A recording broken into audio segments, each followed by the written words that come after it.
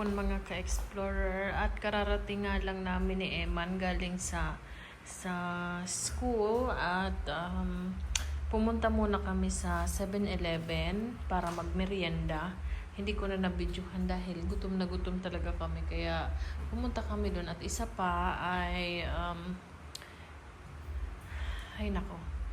isa pa po ay sumadya talaga ako sa 7-Eleven para bumili ng early pregnancy test, ultra sensitive detection. So ayan, samahan niyo ko mga ka-explorer na itry kung ako po ba ay nagdadalang tao o nagdadalang tae lang. So ayan mga ka-explorer, samahan niyo po ako. Actually kaya ko pang magbiro pero kinakabahan na po talaga ako dahil basta nakakakaba.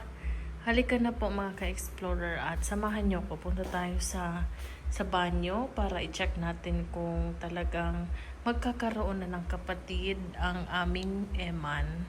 Ayan, nagkaroon naman na siya ng kapatid si Bella. Yun nga lang ay hindi pinahintulot pa ni God. So, ngayon, i-check ulit natin kung si Bella ba ay bumalik. At itatry ulit natin kung napapabuntong hininga ako. Kinakabahan po ako sa magiging resulta nito. So, ayan po. At halika, samahan niyo muna po ako. So, ito na mga ka-explorer at lalagyan na natin ito ng patak. Tingnan natin kung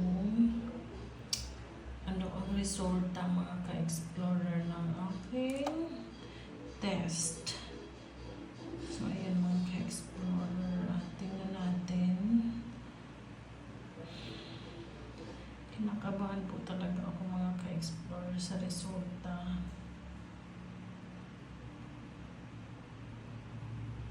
At ayan po mga ka-explorer. At lumabas na ang linya. At ang linya ay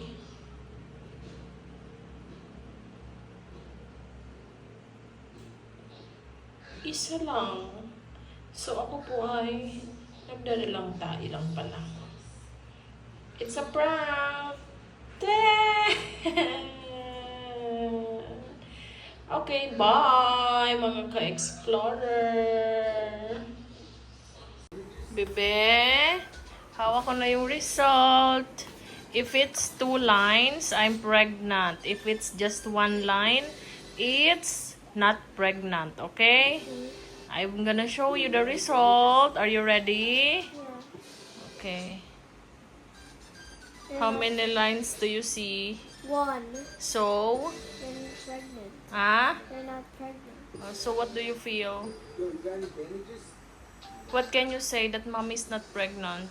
It's okay. It's okay.